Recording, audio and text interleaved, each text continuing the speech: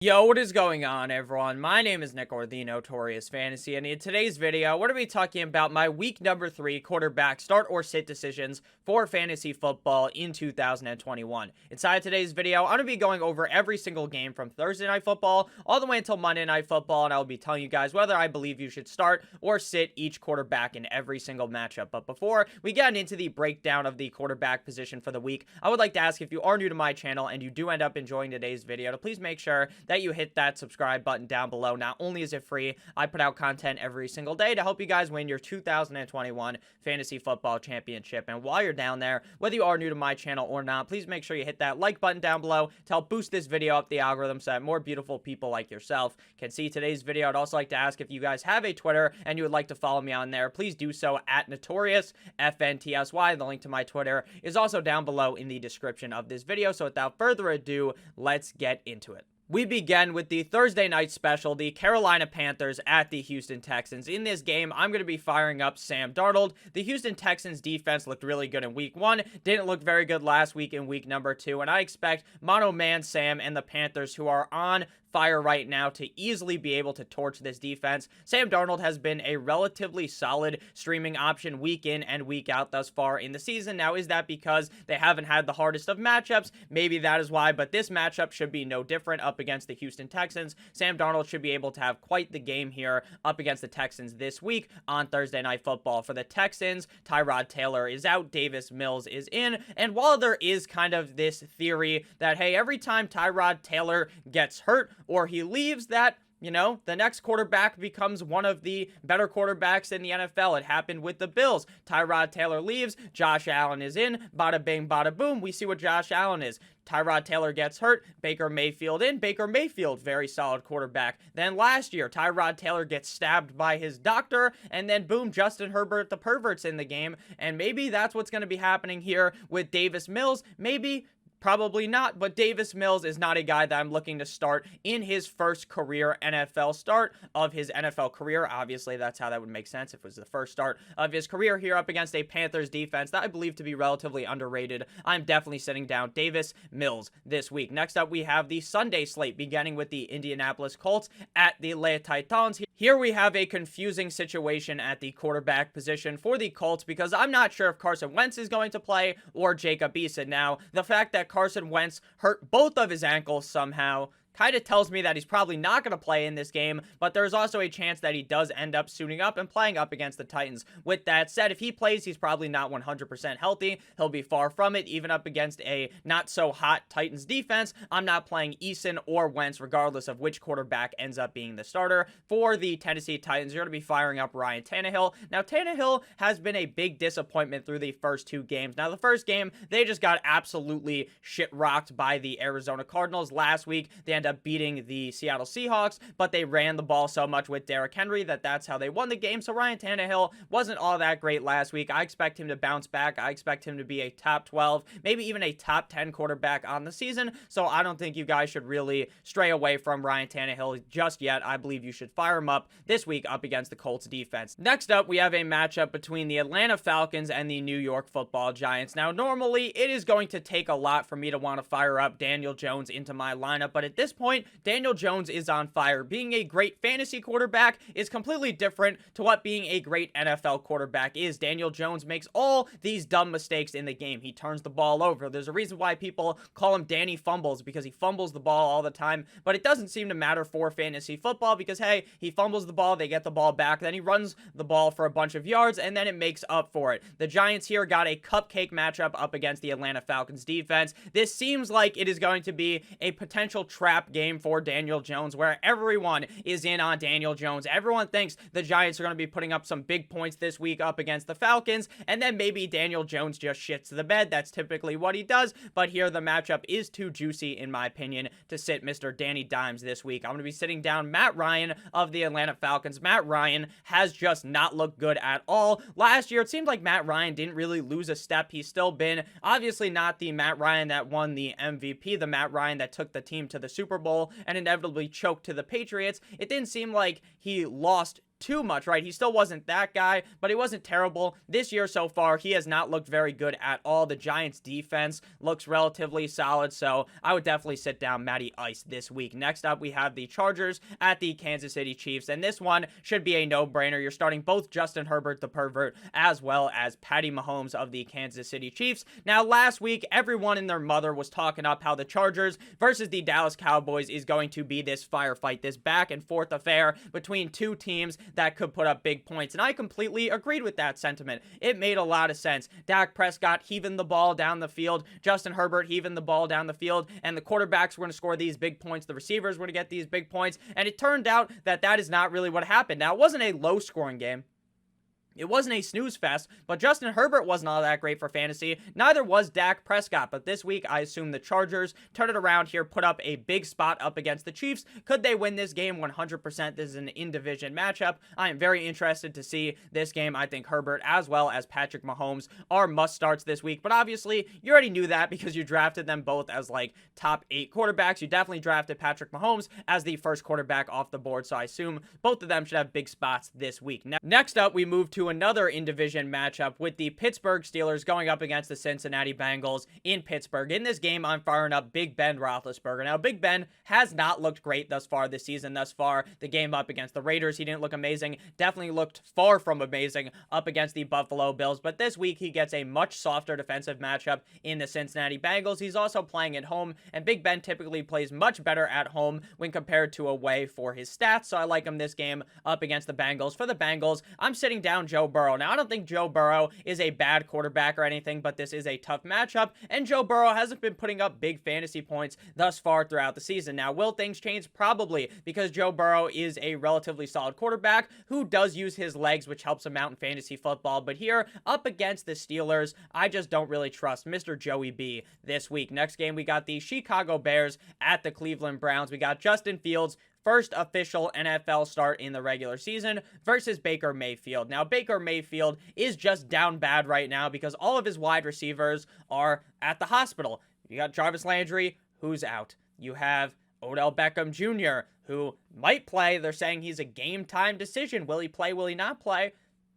I mean, I don't know. Everyone thought he was going to play week 1. We all thought he was going to play week 2. Now he basically has to play because Jarvis isn't there. But will they clear him to play? I'm not too sure. That worries me. And he's going up against the Bears defense. Now, the Bears defense has looked far from amazing this season. They look like they've kind of taken a step down from what the Bears defense has been over the last couple of years, as they were one of the best defenses in all of the NFL.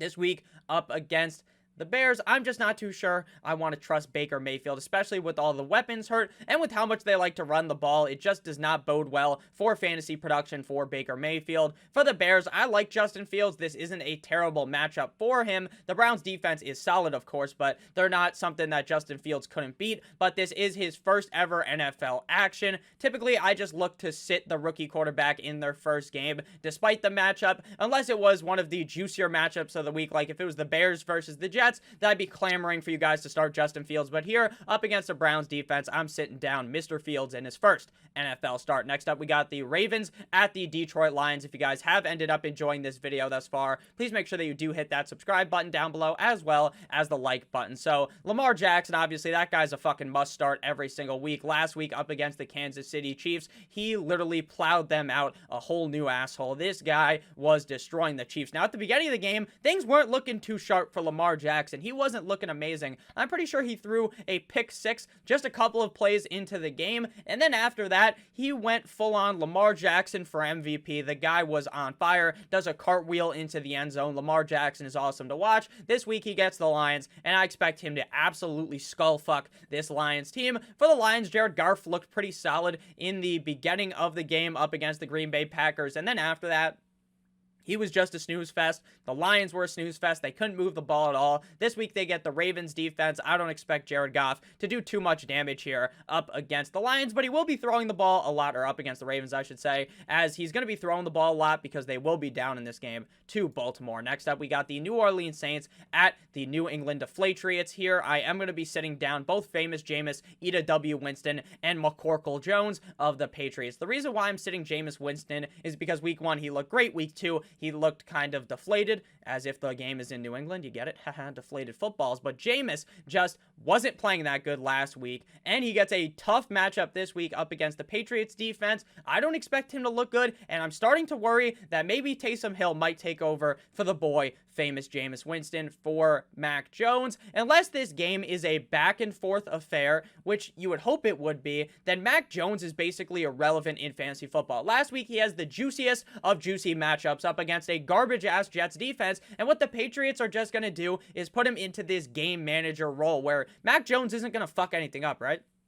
He's just going to throw the ball short, move the ball up the field, and you win the game. It's not that complicated when you're in a game where you're not having to duel with the opponent, where you're just up by 1 million. So if they're up on the Saints, then I expect Mac Jones not to really do all that much. Mac Jones is in a position, like I said, of being a game manager. He's not being able to sling the rock left and right like you would hope he would be able to do. Now, I think eventually this season, we see Mac Jones kind of unchained, right? And Mac Jones puts up these big games, but right now, especially in this matchup up against the Saints, I just don't want to be doing anything with Jameis Winston or with Mac Jones. Next up, we have the Arizona Cardinals at the Jacksonville Jaguars. Here, you're firing up Baby Yoda himself, Kyler Murray of the Arizona Cardinals. The Cardinals look like one of the best teams in all of the NFL. Kyler Murray is on fucking fire. Kyler Murray right now is probably the favorite to win the MVP. This guy is destroying defenses, and this week he gets a garbage Jaguars defense. Kyler Murray could easily be the #1 quarterback on the week. Trevor Lawrence, this guy looks literally terrible. I don't know what the hell happened from Clemson to the Jacksonville Jaguars. I know exactly what happened. You went from the Clemson Tigers to the Jacksonville Jaguars. That's what happened. You went from this great team to the worst NFL team, and you're struggling. It shouldn't surprise you at all. He hasn't looked great here up against the Cardinals defense. I do not feel confident at all in firing up Trevor Lawrence this week. I am very nervous about Lawrence right now for fantasy. Now, I'm not in full-on panic mode where if I was in a 2-quarterback league, I'd be like, man, Trevor Lawrence is not the answer as my quarterback 2 or as my super flex. I don't think that, but I think if you're in a 1-quarterback league, you should probably just cut Trevor Lawrence at this point and look to the waiver wire, maybe add a guy like Danny Dimes for the week. Next up, we got the Washington football team at the Buffalo Bills. Here, you're going to fire up Josh Allen. Now, Josh Allen just has not looked great through the first 2 games of the season. Now, last week, he got lucky because my boy Tua Tagovailoa ends up getting hurt. The Dolphins defense basically just bends the knee. They say, fuck it, whatever, the game's over in the second half, and then Josh Allen starts cooking up that 5-star meal, Gordon Ramsay style, but in the first half of the game, Josh Allen looked bad. The Dolphins defense looked very, very good against him, and that does kind of worry me, but the Washington football team defense, I mean, like, we thought they were going to be great, but they don't appear to be that. I mean, Daniel Jones ran a fucking train on them last week, so I expect Josh Allen to be perfectly fine this week, but it feels like maybe Josh Allen is not on the up and up like he was last season. He's still a fine fantasy quarterback. I'm not running away from him, but I'm just pointing out that he hasn't looked as good as he did last season. Tyler Heineken is going to be a sit in this matchup up against the Buffalo Bills defense. I just do not trust him here up against a stout Bills defense. Next up, we got the Jumbo Jets going up against the Denver Broncos. Here, we got Teddy Two Gloves of the Denver Broncos. This team is also on fucking fire, NBA Jam style. Teddy Bridgewater is looking amazing thus far. This week, he gets the Jets, while Mr. McCorkle Jones, Big Mac Jones, was not able to put up the numbers against them. Because, like I said, when we were talking about Mac Jones, Bill Belichick just doesn't put him in the situation to where he's going to have to torch these defenses. If they're up by 1 million, they just run the ball, they control the game by doing these short dump-offs. The Broncos, on the other hand, have just been laying it to these teams. I expect Teddy Bridgewater to lay a pipe to the Jets defense like he's a fucking plumber. I love Teddy Two Gloves in this game for the Jets. Zach Wilson, kids see ghosts, Zach Wilson. Man, he was definitely seeing ghosts on Sunday. He looked bad. I'm talking about not even bad to the 5th power, bad, so fucking bad. This guy was terrible up against the Patriots defense. This week up against the Broncos, I expect them to look bad as well. The Jets, not a swing and a miss yet, right? It's his 2nd fucking game ever in the NFL, so don't write off Zach Wilson, but for fantasy this year, he does not seem like an elite option. Next up, we got my Dolphins at the, turn your volume down, the Las Vegas Raiders. In Las Vegas, in Allegiant Stadium, I'm starting up Derek Carr. The Dolphins' defense is good, but this is a game where the Dolphins are going to get pounded out in this matchup. This is going to be a raw dogging.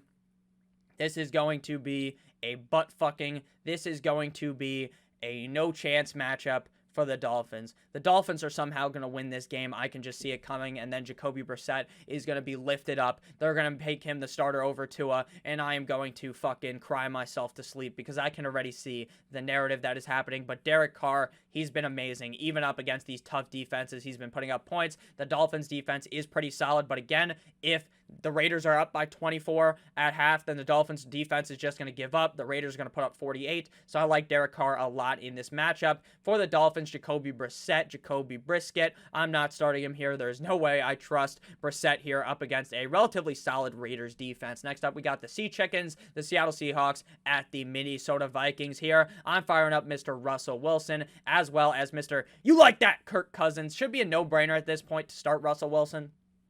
This team is not what I thought it was going to be. I thought they were going to be this run-heavy team like Pete Carroll was talking about. Instead, they are having Russell Wilson cook it up behind the offensive line. He is slicing. He is dicing up these defenses like his name was O.J. Simpson. I expect Russell Wilson to put up a big spot here up against the Vikings. With that said, if this is a big spot for Russell Wilson and the Seahawks, that Mr. You like that Kirk Cousins, he's going to be fighting his way back into this game. This should be a back-and-forth affair between two solid offenses. The Vikings are 0-2 right now. They are down tremendous, losing to the Cincinnati Bengals, and then last week they lost to the Cardinals. Why? Because they can't make a fucking kick, but Kirk Cousins has looked really, really good. This offense has looked really, really good, and the defense not so hot, so I expect this to be a high-scoring game. So both of these quarterbacks have potential to be top 5 on the week. Next up, we got the Bucs at the LA Rams. This is going to be the Matthew Stafford, is it real or is it fake game? Is it Fugazi or is it real? Because this is a matchup where Matt Stafford's going to be actually tested.